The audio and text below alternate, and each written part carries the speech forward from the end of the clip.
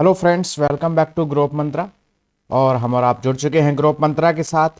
तो साथियों, आज के सेशन में, इस क्लास में हम डिस्कस करेंगे एक बहुत ही इंपॉर्टेंट टॉपिक जो हमारा केवीएस में भी, सीटेट में भी और सभी हमारे टेट के एग्जामिनेशंस में देखने को मिलता है। आरटीई यानी कि राइट टू एजुकेशन 2009 जो एक्ट है हमारा, उसको हम इस क्लास में अपने डिस्कस करेंगे मैक्सिमम डिटेल में, कि जो हमारा एग्जाम में कोई भी क्वेश्चन ना छूटे, जिसे हम कहते हैं निःशुल्क एवं अनिवार्य शिक्षा का अधिकार अधिनियम, फ्री एंड कंपलसरी एजुकेशन जो एक्ट है, उसको आज हम अपनी इस क्लास में डिस्कस करेंगे। तो चलते हैं साथियों फटाफट से अपने इस आज के सेशन की ओर बिना कोई देर किए। तो आज का, जैसे कि मैं आपको बता चुका, राइट टू एजुकेशन यानी कि आरटीई 2009 एक्ट पे हम डिटेल में चर्चा करेंगे, जिसको हम free and compulsory education act के नाम से भी जानते हैं। तो जानते हैं कि साथियों ये एक्ट क्या है और इसमें क्या प्रावधान किए गए हैं शिक्षा के संबंध में। तो सबसे पहले अगर हम चर्चा करें कि राइट टू एजुकेशन या शिक्षा का अधिकार अधिनियम है, तो ये कब बनकर लागू हुआ, इस पे जो कब चीजें शुरुआत की गई, तो वो 2009 में की गई। इसलिए ही इस एक्ट को आरटीई 2009 के नाम से जाना जाता है। लेकिन ये एक्ट जो है लागू हुआ था 1 अप्रैल 2010 को। कब हुआ था? 1 अप्रैल 2010 को हमारा आरटीई एक्ट लागू हुआ था, संपूर्ण भारत में सिर्फ जम्मू कश्मीर को छोड़कर। तो 1 अप्रैल 2010 को हमारा आरटीई एक्ट लागू हुआ जम्मू कश्मीर को छोड़कर, और ये तैयार किया गया था 2009 यानी कि 2009 में। इसलिए ही इसको आरटीई 2009 के एक्ट के माध्यम से या नाम से जाना जाता है। अगर हम बात करें इस एक्ट में जो बात की गई है शिक्षा का अधिकार, और कैसा अधिक बिल्कुल अनिवार्य रूप से हो और निःशुल्क हो, तो ऐसी व्यवस्था की अगर हम बात करें तो ऐसा देश, पहला देश है नॉर्वे। बिल्कुल साथियों, नॉर्वे ऐसा देश है या ऐसा प्रथम देश है जिसने शिक्षा को बच्चों के लिए मौलिक अधिकार के रूप में घोषित किया गया है। यानी कि जो शिक्षा का अधिकार है, जो उसको मौलिक या फंडामेंटल राइट के रूप में शामिल किया गया था, तो सर्वप्रथम नॉर्वे के द्वारा किया गया है। और उसी क्रम में अगर हम बात करें अपने देश भारत की, तो भारत का 135वां देश के रूप में नाम जोड़ा जाता है। किसके रूप में? शिक्षा को मौलिक अधिकार के रूप में घोषित करने वाले देश के सूचियों के नाम में। तो जो शिक्षा को मौलिक अधिकार बनाया है, तो वो सबसे पहले देश कौन सा है? नॉर्वे। और भारत का उसमें कौन सा स्थान है? तो 135वां स्थान है। या भारत एक 135वां देश है जिसने शिक्षा को बच्चों के लिए मौलिक अधिकार के रूप में घोषित किया है। आरटीई के अगर हम एक्ट की बात करें, आरटीई 2009 एक्ट की बात करें, तो जिसका अपना एक नियमावली है, उसमें कुल 7 अध्याय हैं, 38 धाराएं हैं तथा एक अनुसूची शामिल की गई है। बिल्कुल साथियों, तो आरटीई में हमारी कुल 7 अध्याय, 38 धाराएं तथा एक अनुसूची शामिल की गई है। और इसी के संदर्भ में जो हमारा संविधान का 86वां संशोधन है 2002, 86वां संशोधन 2002 में अनुच्छेद 21A के अंतर्गत, या 21A कह सकते हैं, तो अनुच्छेद 21A के अंतर्गत निःशुल्क शिक्षा एवं अनिवार्य शिक्षा बच्चों को देने का प्रावधान किया गया है। तो यानी कि कहने का मतलब है कि जो हमारे आरटी एक्ट के तहत जो व्यवस्था की गई शिक्षा के संदर्भ में, उसका जो बारे में चर्चा की गई है हमारे संविधान में, तो वो किस में की गई है? अनुच्छेद 21A के अंतर्गत, जो कि हमारे 86वें संशोधन 2002 के माध्यम से किया गया है। अक्सर इसमें ये वाला बिंदु पूछा भी जाता है। अगला है जिसमें कहा गया है, यानी कि जो अनुच्छेद 21A है उसमें क्या कहा गया है? तो उसमें कहा गया है कि जो 6 से 14 वर्ष तक के आयु के बच्चे हैं, उन सभी को निःशुल्क एवं अनिवार्य रूप से शिक्षा उपलब्ध कराया जाना होगा। तो आरटीई एक्ट के माध्यम से ही 6 से 14 वर्ष तक के बच्चों को निःशुल्क एवं अनिवार्य शिक्षा का अधिकार दिया गया है। वहीं अगर कोई बच्चा दिव्यांग, विकलांग या डिसेबल है, तो उसके लिए ये 6 से 18 वर्ष तक के लिए निर्धारित किया गया है आरटीई एक्ट के तहत। लेकिन साथियों, इसी के साथ मैं आपको बताना चाहूंगा कि जो हमारी नेशनल एजुकेशन पॉलिसी है 2020, उसमें अब इसको 3 से 18 वर्ष तक कर दिया गया है। यानी कि कक्षा 8 के बजाय अब कक्षा 12वीं तक के लिए निःशुल्क और अनिवार्य शिक्षा का अधिकार किया गया है। लेकिन हम आरटी 2009 की बात कर रहे हैं, तो यही चर्चा करेंगे। अगर आपको एनईपी 2020 को पढ़ना है, डिटेल में समझना है, तो ये राइट कॉर्नर पे आपके लिंक आ रहा है, इससे जाकर आप उस क्लास को एक्सेस कर सकते हैं, अटेंड कर सकते हैं और राष्ट्रीय शिक्षा नीति 2020 को अच्छे से समझ सकते हैं। तो आरटी एक्ट के अनुसार बात करें तो 6 से 14 वर्ष ही होगा। लेकिन अगर नई शिक्षा नीति की बात करें तो वो 3 से 18 वर्ष तक कर दिया गया है, और बिल्कुल कक्षा 8वीं के बजाय अब वो 12वीं तक कर दिया गया, लेकिन आरटी कक्षा 8वीं तक के लिए इस बात को रिकमेंड करता है। और जानते हैं आरटी का एक एंथम है, यानी कि गान है, जिसमें उसके कुछ शब्द इस प्रकार से हैं, टन टन टन सुनो घंटी बजी स्कूल की, चलो स्कूल तुमको पुकारे। तो आरटी एंथम की ये कुछ पंक्तियां हैं। और जानते हैं साथियों इसमें डिटेल में इसके अंतर्गत कुछ प्रावधान किए गए हैं, जैसे क्या क्या इन पर चर्चा की गई है कि शिक्षा विभाग के सदस्य एवं कर्मचारी या जो भी टीचर्स हैं, जिस भी एरिया में उनका स्कूल है, जिस स्कूल में उनकी तैनाती है शिक्षकों की आदि की, वो घर घर जाकर वहां के बच्चों को तलाश करेंगे जो स्कूल के लायक हैं, यानी कि उनकी एज स्कूल की दाखिले के लिए हो चुकी है, और तो उनको तलाश करेंगे और उनका स्कूल में प्रवेश सुनिश्चित करेंगे। इसके अंतर्गत एक शिक्षकों और शिक्षक जो शिक्षण संस्थान है या शिक्षा विभाग से संबंधित लोग हैं, उनको इस पर काम करना होगा। साथ ही साथ जो गरीब बच्चे हैं, यानी कि गरीब वंचित वर्ग हैं, बीपीएल या ईडब्ल्यूएस जिसे आप कहते हैं, उस वर्ग के बालक हैं, उनको अब प्राइवेट स्कूल्स में भी इस एक्ट के माध्यम से 25% सीट आरक्षित होंगी, जिसके लिए सरकार लॉटरी के माध्यम से फॉर्म भरवाती है और उसके बाद लॉटरी के माध्यम से उसमें बच्चों का निःशुल्क रूप से चयन करती है, जिसका पूरा खर्चा सरकार वहन करती है, और बच्चों को उन प्राइवेट या निजी विद्यालयों में भी शिक्षा ग्रहण प्राप्त करने का अवसर प्राप्त होता है, जिनमें वो उनके बच्चे कभी सोच भी नहीं सकते। तो आरटी एक्ट के तहत जो प्राइवेट स्कूल्स हैं उनमें भी 25% सीट रिजर्व की गई हैं गरीब व वंचित वर्गों के बालकों के लिए, जो कि बिना किसी प्रवेश परीक्षा के सिर्फ और सिर्फ फॉर्म भरने के बाद एक लॉटरी के माध्यम से उनका चयन किया जाता है।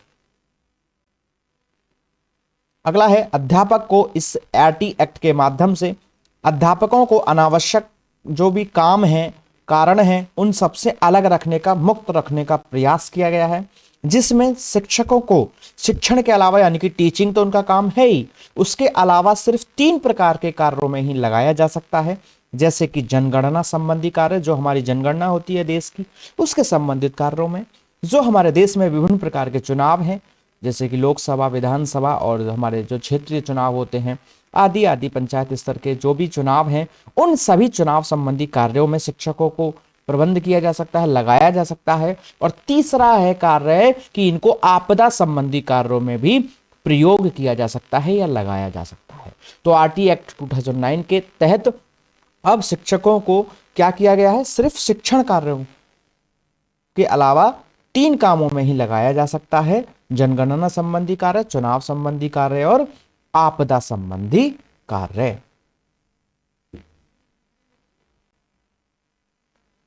अब जानेंगे आरटी एक्ट के तहत कुछ चीजों को प्रोहिबिट किया गया है, निषेध किया गया है या मना किया गया है।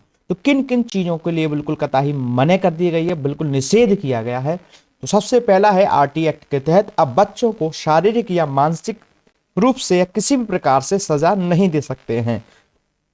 इन वन वर्ड अगर हम कहें तो नो पनिशमेंट। जी हाँ साथियों, तो आरटी एक्ट के तहत अब नो पनिशमेंट का प्रावधान किया गया है, अर्थात बालकों को शारीरिक या मानसिक रूप से किसी भी प्रकार से कोई सजा नहीं दी जा सकती है।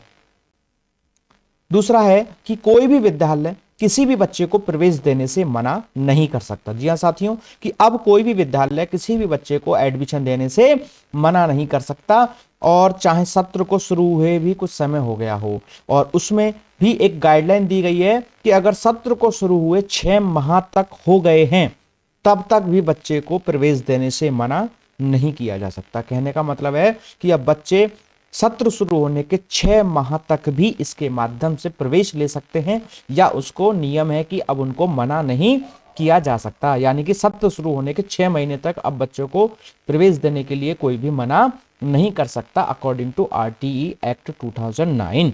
और साथ ही साथ कई बार ऐसा होता है कि प्रवेश के समय बच्चों से विभिन्न प्रकार के अभिभावकों से उनके कागज मांगे जाते हैं, जैसे जन्म प्रमाण पत्र, आधार कार्ड आदि जो भी डॉक्यूमेंटेशन प्रोसेस है, इसके कारण या इसके आधार पर किसी भी बच्चे को एडमिशन से दूर नहीं रखा जाएगा। कागजी कार्रवाई जो भी जन्म प्रमाण पत्र आदि है वो सब बाद में आते रहेंगे, समय अनुसार जैसे भी है, लेकिन बच्चे को प्रवेश करने से बिल्कुल भी किसी भी कारण से रोका नहीं जाएगा। यानी कि प्रवेश के समय अब किसी भी कागजी कार्रवाई को बहुत ज़्यादा आवश्यक रूप से नहीं लिया जाएगा, उसके बिना भी प्रवेश लिया जा सकता है और बाद में वो प्रक्रियाएं अगर आवश्यकता है तो कराई जा सकती हैं। लेकिन इन सब चीज़ों के कारण, इन सब चीज़ों के किसी भी कारण से उनको प्रवेश देने से वंचित नहीं रखा जाएगा। तो आरटी एक्ट कहती है कि किसी बच्चे को प्रवेश देने से मना नहीं किया जाएगा। कब तक नहीं मना किया जाएगा? अगर सत्र शुरू हुए 6 महीने तक भी हो चुके हैं तो किसी भी बच्चे को प्रवेश देने से मना नहीं किया जाएगा। और अगर यदि कागजी कार्रवाई की बात करें तो इस पर भी किसी विशेष प्रकार का कोई बल नहीं दिया जाएगा। डॉक्यूमेंटेशन या कागज जो भी आदि हैं उनको बाद में भी लिया जा सकता है, लेकिन वर्तमान में तुरंत उसका प्रवेश कर उसको कक्षा में बैठाया जाना सुनिश्चित किया जाएगा अकॉर्डिंग टू आरटी एक्ट 2009। इसके तहत बालकों को प्रवेश देने के लिए किसी भी प्रकार का स्क्रीनिंग टेस्ट या प्रतियोगिता प्रतिबंधित है। देयर इज नो टेस्ट, यानी कि प्रवेश देने से मना तो कर ही नहीं सकते, साथ ही साथ उसको टेस्ट आदि लेकर या उसका एंट्रेंस टेस्ट आदि नहीं लिया जाएगा। कक्षा 8 तक किसी भी बच्चे को किसी भी प्रकार की परीक्षा नहीं ली जाएगी उसका प्रवेश देने के लिए, अर्थात और उसको मना तो करेंगे नहीं, साथ ही साथ उसका कोई टेस्ट भी नहीं लेंगे। और फिर उसका जो प्रवेश होगा वो भी सीधे सीधे परीक्षा के बजाय उसके आयु के अनुसार सीधा उसका नामांकन किया जाएगा। कहने का मतलब है अगर कोई बच्चा सीधे स्कूल जाता है, पहुंचता है प्रवेश लेने के लिए और उसकी आयु अगर 10 वर्ष है तो उसको सीधे उसको कक्षा 5 में बैठाया जाएगा। अगर उसकी आयु 8 वर्ष है तो सीधे उसको कक्षा 3 में बैठाया जाएगा। यानी कि एक बार फिर से समझते हैं इसको कि इसके तहत बालक को प्रवेश देने के लिए किसी भी प्रकार की कोई स्क्रीनिंग टेस्ट प्रतियोगिता या प्रवेश परीक्षा नहीं देनी होगी। साथ ही साथ परीक्षा के बजाय उसको एडमिशन कैसे मिलेगा, यानी कि इसको किस कक्षा में बैठाया जाए। जब टेस्ट ही नहीं लोगे आप तो फिर कैसे सुनिश्चित किया जाए कि ये बच्चा किस क्लास में बैठना चाहिए? तो उसके लिए मानक होगा उसकी आयु, यानी कि उसकी आयु के अनुसार उसको सीधा उस क्लास में बैठाया जाएगा।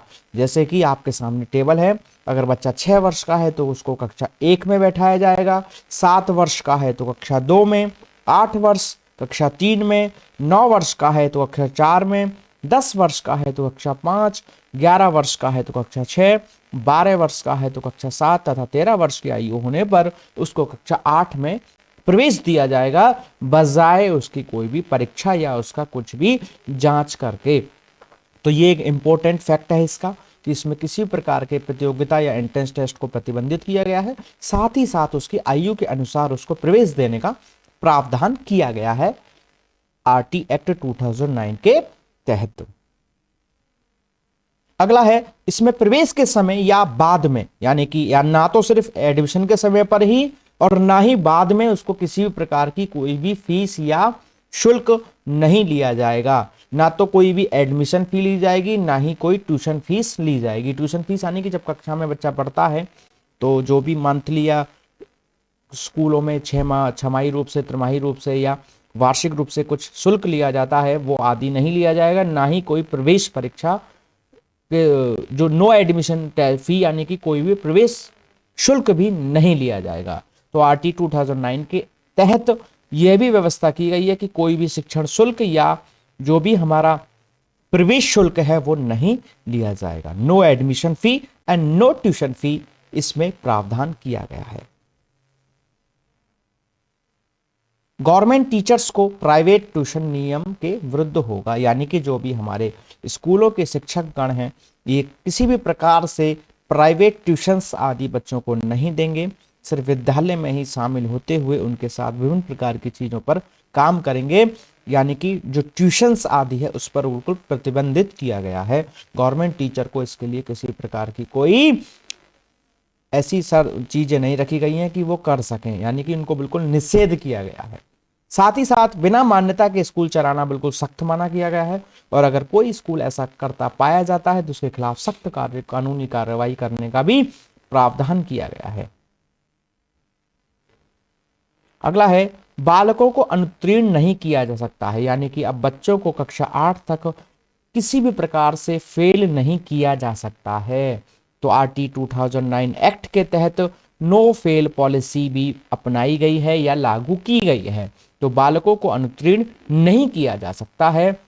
और साथ ही साथ प्रारंभिक शिक्षा पूर्ण करने तक यानी कि कक्षा 8 तक बच्चे की शिक्षा के संदर्भ में किसी भी प्रकार की बोर्ड परीक्षा का आयोजन नहीं किया जाएगा। There is no board examinations, केवल उसे निज प्रारूप में प्रमाण पत्र दिया जाएगा। फेल भी नहीं कर सकते, बस उसको प्रमाण पत्र देते चलेंगे और कोई भी बोर्ड एग्जामिनेशंस आदि ऐसी परीक्षाएं भी नहीं कराई जाएंगी अकॉर्डिंग टू आरटी एक्ट 2009।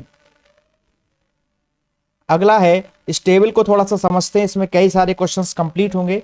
तो साथ ही साथ कुछ मानक और भी रखे गए हैं कि शिक्षक छात्र अनुपात क्या होना चाहिए, घर से विद्यालय की दूरी क्या होनी चाहिए, शिक्षण घंटे एक सत्र में यानी कि एक शैक्षिक सत्र में एक वर्ष भर में कितने घंटे शिक्षण होना चाहिए और कितने शिक्षण दिन या दिवस होने चाहिए यानी कि कितने दिन स्कूल या विद्यालय खुलना चाहिए। तो इसके संदर्भ में आपकी टेबल है प्राइमरी लेवल की भी, जूनियर लेवल की भी। प्राइमरी यानी कि कक्षा 1 से 5 तक क्या मानक निर्धारित किए गए हैं और कक्षा 6, 7, 8 यानी कि जूनियर स्तर पर इन सब के संदर्भ में क्या मानक निश्चित किए गए हैं। तो पहला है शिक्षक छात्र अनुपात क्या होगा। तो प्राथमिक स्तर पर शिक्षक छात्र अनुपात है अकॉर्डिंग टू आरटीई एक्ट 2009 1:30 यानी कि 1:30। और दूसरा है शिक्षक छात्र अनुपात जूनियर स्तर पर 1:35। अगर यदि इसी के साथ अगर किसी विद्यालय में बच्चों की संख्या 200 से अधिक है तो प्राथमिक स्तर पर इसको थोड़ा सा और जूनियर स्तर पर बढ़ाया जा सकता है। लेकिन कब, जब स्कूल में या विद्यालय में छात्रों की संख्या 200 से अधिक है तो प्राथमिक स्तर का अनुपात होगा 1:35 यानी कि 35 बालकों पर एक शिक्षक और जूनियर स्तर पर 1:40 यानी कि 40 बच्चों पर एक शिक्षक। लेकिन कब, जब 200 से अधिक है। और साथ ही साथ इस बात में ध्यान रखनी है कि इसमें जो प्रधान अध्यापक या हेड मास्टर है उसको इसमें शामिल नहीं किया जाएगा। तो शिक्षक छात्र अनुपात सामान्यतः प्राथमिक स्तर पर होता है 1:30 यानी कि 30 बालकों पर एक शिक्षक प्राथमिक स्तर पर और 35 बालकों पर एक शिक्षक जूनियर स्तर पर। सामान्यतः ये नियम है शिक्षक छात्र अनुपात का।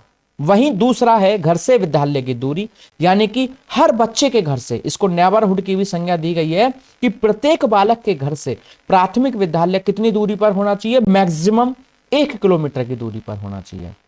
कितना होना चाहिए, मैक्सिमम 1 किलोमीटर की दूरी पर होना चाहिए, वो भी प्रत्येक बच्चे के घर से। और वहीं जूनियर विद्यालय या उच्च प्राथमिक विद्यालय जिसे आप कहते हैं वो 3 किलोमीटर की डिस्टेंस पर होना चाहिए, वो भी क्या, अधिकतम। यानी कि 3 किलोमीटर से अधिक दूरी पर कोई भी किसी भी बच्चे के घर से जूनियर विद्यालय या उच्च प्राथमिक विद्यालय ना हो। और जो हमारा निम्न प्राथमिक है वो 1 किलोमीटर दूर नहीं होना चाहिए। तो इसी को घर से विद्यालय की दूरी के संदर्भ में रेफरेंस किया गया है नेबरहुड के नाम से। अधिकतम दूरी यानी कि 1 किलोमीटर प्राइमरी के लिए और 3 किलोमीटर जूनियर के लिए। शिक्षण घंटे यानी कि जो टीचिंग आवर्स हैं हमारे एक पूरे सत्र में कितने घंटे होने चाहिए। तो प्राथमिक स्तर पर एक शैक्षिक सत्र में 800 घंटे शिक्षण होना चाहिए और वहीं हमारा जूनियर या उच्च प्राथमिक पर 1000 घंटे शिक्षण होना चाहिए एक शैक्षिक सत्र में। और कितने दिन, प्राथमिक स्तर पर 200 दिन विद्यालय खुलना चाहिए और जूनियर स्तर पर 220 दिन, कम से कम की बात की गई है ये। तो शिक्षण घंटे हमारे 800, प्राइमरी जूनियर 1000, शिक्षण दिवस प्राइमरी 200 और जूनियर 220। उम्मीद है कि अच्छे समझ में आया होगा। आगे चलते हैं। अगला है एक सप्ताह में शिक्षण घंटे कितने होंगे। तो एक सप्ताह में शिक्षण घंटे बराबर 45 होंगे जिसमें तैयारी के घंटे भी शामिल किए गए हैं। बिल्कुल ऐसा लग रहा होगा आपको 45 घंटे कैसे हो जाएगा, बिल्कुल पॉसिबल है क्योंकि इसमें शिक्षक को शिक्षण के अलावा स्कूल खुलने से या पहले जो हमारा पीरियड या लेक्चर शुरू होता है उससे 1 घंटे पहले शिक्षक को विद्यालय पहुंचना होगा तथा छुट्टी होने के 1 घंटे बाद विद्यालय छोड़ने का प्रावधान किया गया है। तो अर्थात आरटी एक्ट के तहत एक सप्ताह में शिक्षण घंटे बराबर 45 घंटे निश्चित किया गया है जिसमें तैयारी के घंटे भी शामिल किए गए हैं। शिक्षक को शिक्षण घंटों से 1 घंटे पूर्व विद्यालय में पहुंचना तथा छुट्टी के 1 घंटे बाद विद्यालय छोड़ने का प्रावधान इसके तहत किया गया है। तो साथियों इसी के साथ हमारे इस आज के टॉपिक में सिर्फ इतना ही। उम्मीद है कि आपको अच्छे से समझ में आया होगा। अगर साथियों आपको हमारी आज की क्लास अच्छी लगी तो प्लीज़ वीडियो को लाइक करें एंड शेयर करें। और अगर आप चैनल पर नए हैं और आपने चैनल को सब्सक्राइब नहीं किया है तो प्लीज़ चैनल को सब्सक्राइब करें। तो मिलते हैं साथियों इसी के साथ आपसे अपनी अगली क्लास में एक नए टॉपिक के साथ। जब तक के लिए आप इसी प्रकार बने रहें, पढ़ते रहें, सीखते रहें। Okay bye, thank you, thanks for watching, don't forget to like and share the video, please subscribe the channel.